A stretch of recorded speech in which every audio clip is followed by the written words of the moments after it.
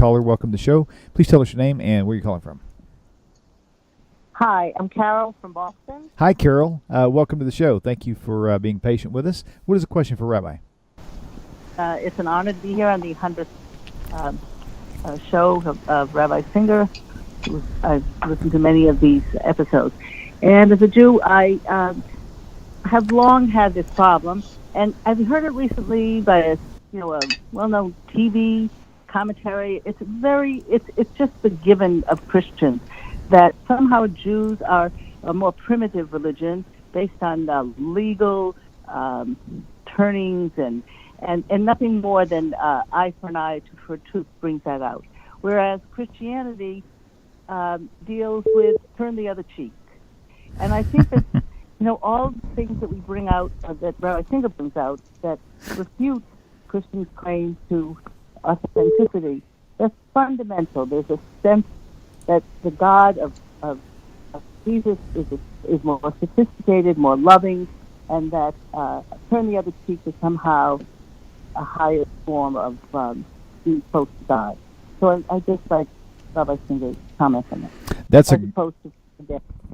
awesome. That's awesome. I've never, I've tumbled that idea over and over again in my head and compared scriptures with it and stuff, and but you connected it in a really, really neat way. I can't wait to hear what Rabbi's got to say about it. Thank you for calling in.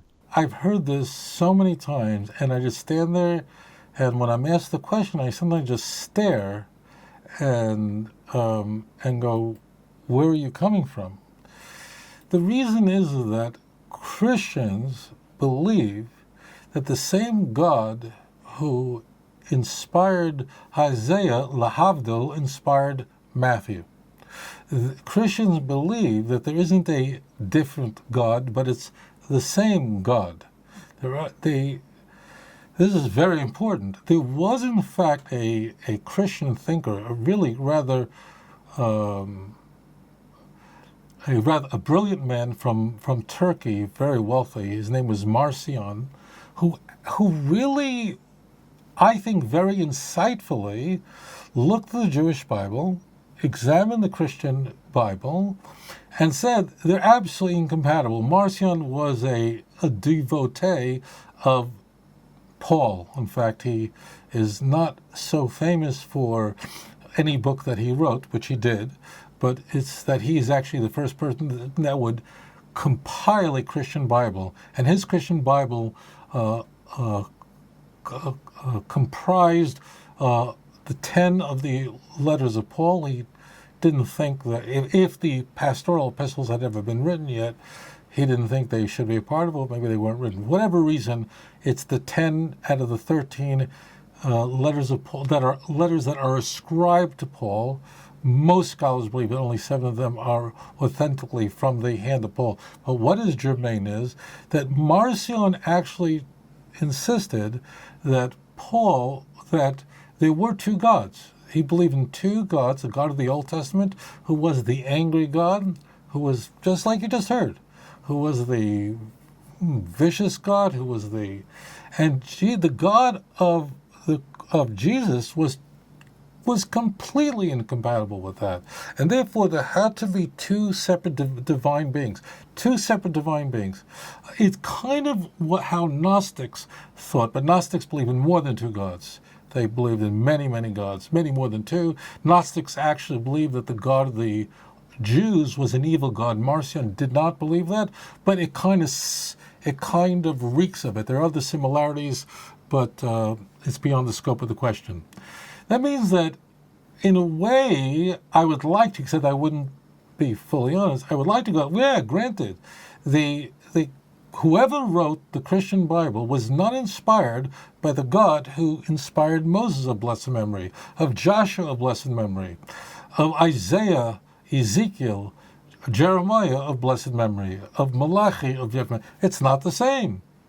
I agree. And in fact, I would say that any rational person who first reads the Jewish Bible and then encounters the Christian Bible is going to conclude immediately, if you don't see this, that means you've gone the other way. But if you start with the Jewish Bible and read it through and never saw a Christian Bible in your life, if you open up the Gospels, you open up the letters of Paul, the epistles attributed to Peter or John, you will go, this is something totally different. Different teachings, a totally different orientation, and so on. You're going to go, and that's why Jews don't accept the Christian Bible. Not just because the teachings of the Christian Bible are false. Not all. There are teachings in the Christian Bible that are true, but if it's true in the Christian Bible, it isn't new. But if it's new, it sure isn't true.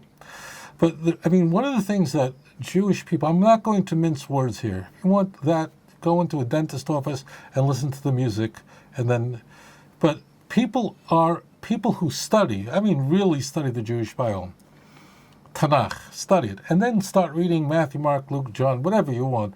We're just going, there's nothing in here that remotely resembles the Jewish scriptures. That's striking. The theology of how Jesus is elevated, that's even nothing. And the vicarious atonement, which is an abomination in the Christian Bible. Jesus died for sins. All of it just, Jews are going, this is totally not only inconsistent with the Jewish scriptures, but actually is opposed by the prophets of Israel of blessed memory. They all oppose these teachings, let alone how Jesus is exalted in the Christian Bible. He's not made a God, meaning he's not made the God, creator of the heavens and the earth in the Christian Bible. I know I'll get letters about the prologue of John. It's not, but you've got to learn Philo. It's the same where John would get that from. I want to get back here. The key is, he's not that. He's subordinate to God. The doctrine of the Trinity is a later Christian invention. Okay? But I grant the initial part is, yes, they don't resemble each other. However, the foolishness is that there is a lot of talk, and particularly you're talking about the Sermon on the Mount that's found in Matthew chapter 5. In this passage in particular, Luke chapter 5, verse 39, where if someone slaps you on one cheek, so turn the other cheek as well. It means teaching to be completely passive. In Luke, not only it's told to love your enemies. I don't know if any Christians do this, but in fact, Luke says that if somebody takes anything from you, ask anything you, don't even ask it back. Try it out on a Christian. Say, can I borrow money? Give me your wallet, and see if they're not going to ask for it back. No Christian lives this way. But what is vital is that the Christian Bible doesn't live by this. Let me rephrase that the Christian Bible in no way, what is taught, in no way resembles this. What we encounter in the Christian Bible is that if someone does not accept Jesus as their Lord and Savior, bring them before me and slay them, kill them. Luke 19, verse 27. Mark 16, if you believe in Jesus and you're baptized, you're saved, and if you don't believe, you are damned to hell. There is nothing in the Christian Bible that actually conveys in practice that a person is supposed to, that there is some kind of, oh yeah, sure. That's not found anywhere in the Christian Bible. Even the Christian Bible isn't made this way. And I'm not talking about the church and what with the Crusaders and all the disciples of Christianity and the apostles, lowercase a, of Christianity. And if you're a Protestant, don't go staring at the Roman Catholic Church and the Orthodox Church and blame them. If you're a Protestant, you have the drivel of that piece of filth, Martin Luther, who you believe that was the chief reformer, who God used as a vessel to reform Christianity. And you study him. Why? Would you study David Duke? Why would you do that? Would you study writings of the Ku Klux Klan? Is everybody in the Ku Klux Klan idiots? We know from the reports that came out because of the violence in the United States that many of these people are lawyers and doctors and so on and so forth. But you would never venerate them. You wouldn't study them. You wouldn't announce the confessions of a psycho like John Calvin a very important person of the 16th century, part of the Reformation, who was a murderer, who went and burned people alive, including Stephen Severus, the physician who discovered pulmonary circulation. He's the one who discovered the whole thing. In 1533, I believe it was, in Geneva, Calvin had one of the greatest doctors alive burnt alive to death because he didn't agree with his Christology. That's like ISIS level. ISIS, okay? ISIS are Boy Scouts compared to these people, okay? I don't want to talk about what went on with the Anabaptists and so on. So in practice, the church never behaved this way, from one side or to the other side, unless maybe the Amish. The only true Christians, because they kind of forgive everybody. They are certainly the most fundamentalist Christians.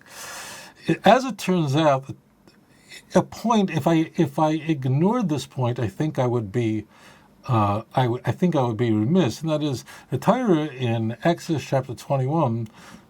In this case, is verse 12, where it says, "Ayin tachas ayin," a eye for an eye. The Jewish people have never understood this to mean literal. A little eye for an eye.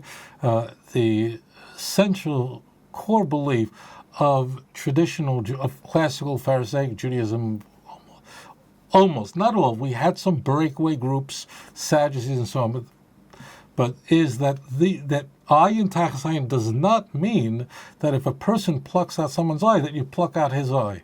It doesn't mean that. What if someone injures another person and causes a person to become blind? Nishtagadach, what a terrible thing.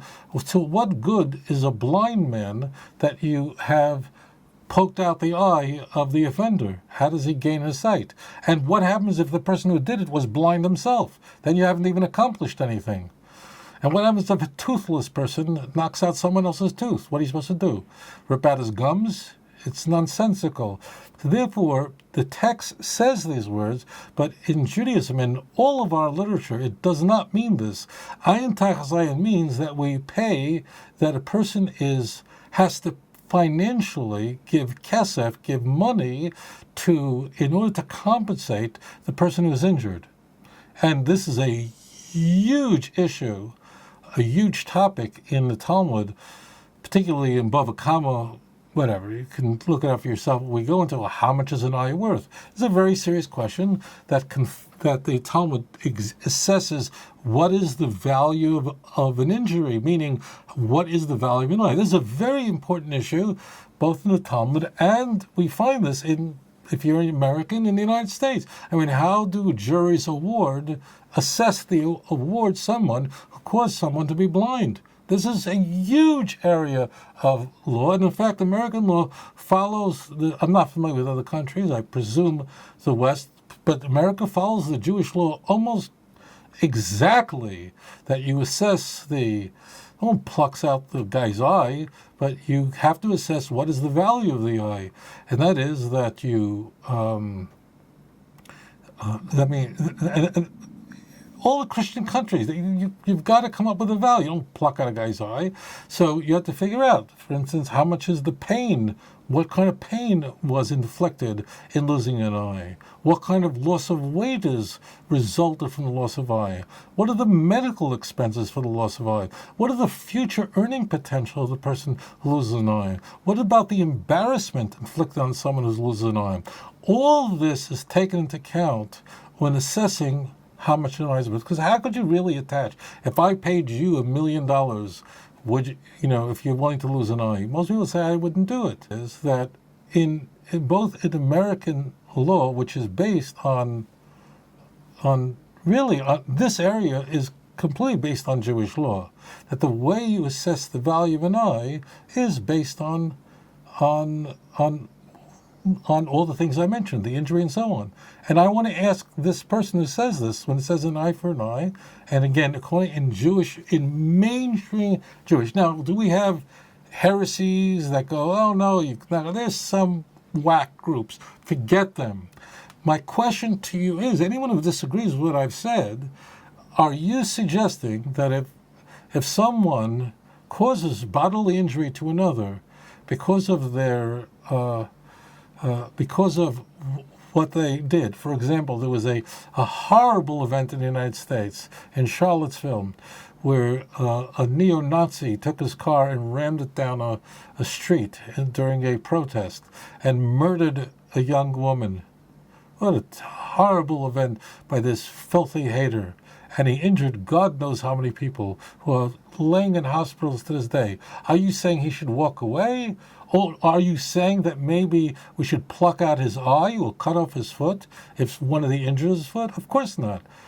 What we would do with him is we actually would put, of course, he's going to prison because he's a murderer. What we will do is too bad if they find him guilty, which is no doubt, that they don't fry him and they don't put him to death what he deserves. But it certainly, no one would be satisfied with saying, oh, turn the other cheek. Would you really do that? I don't know any Christian in America who would turn the other cheek because of what this evil monster did and all the evil monsters and their cohorts with them who carried out this act of terror on the streets of America recently. So it would be, imagine for a moment if we followed this, oh, hits you on one cheek, if he hits you with his car and smashes your feet and your eyes and lose your vision, turn the other face the other way and say, back up your car and smash again. Really? Would you apply this? This is all fantasy. This is not reality. And that's, I don't mean to be derisive, but this really represents the fantasy, the fatuous nature of the entire Christian Bible. It's living out there in La La Land. It has nothing to do with reality, and no Christian would ever apply this into real life. Every normal Christian in America is sickened beyond, what word do I have, beyond belief of what just occurred. I'm just using that as an example. What Christian really would apply this Matthew 5:39, Sermon on the Mount, to this Nazi that just murdered a young lady, what is she, 23-year-old, who, how many people are maimed and will never walk again, will never see again, and so on. Would you apply that? Say, yeah, give him a car again and come run down the other way so you could smash my other side of my face, so you could smash my other leg. The answer is you can't apply it because it's nonsense. It's gibberish. Of course it's not consistent with the Christian Bible, which describes in 2 Thessalonians chapter 1, verse 8, an eternal lake of fire that will consume those who don't accept Jesus Christ as their Lord and Savior. Where is this Sermon on the Mount? Nice talk. It's all nonsense. It's never applied. It's hypocrisy. It's nonsense. No Christian would ever apply it. I will say this, and that is, I think most evangelical Christians in America are very conservative on crime and justice issues. I'm sure of it.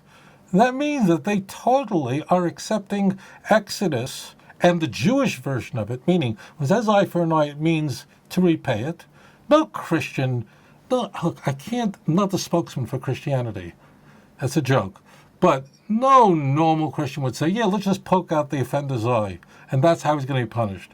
And the other guy is blind for what? And what happens if the guy has no teeth and he goes and knock out another person's tooth? What that means? That means you can't even punish him. So therefore, it's ridiculous. So no Christian lives that way. So if you wouldn't live that way, and if somebody asked you for something and you gave it to them, if you really wouldn't ask for it back, so this is all this really hippie talk that belongs in the vortex of Sedona, Arizona, where people spend their lives not bathing and humming all day and playing guitar and are completely disconnected. And the reality is that no one would ever live their lives that way. The way people live our lives, and I would say this to my friends who are Christians, is that they would live exactly according to Jewish oral Torah, and that is that if someone pokes out an eye, smashes the side of your face, breaks like chas v'shalom, God forbid, I don't wish on anyone. And no one would say, smash my other leg too. They would call the police and have the guy thrown in jail and ensure that whoever is responsible for this compensated financially the victim in every way for the crime that's been considered of them. Welcome to Judaism. That's justice. That's the proper way to live our lives. And that's the way people do live their lives. Anyways, great question. Thank you for calling in. אדון עולם אשר מלך בטרם כל יציר נברא ועת נעשה בחפצו כל אזי מלך שמו נקרא ואחרי ככלות הכל לבדו ימלוך נורא והוא היה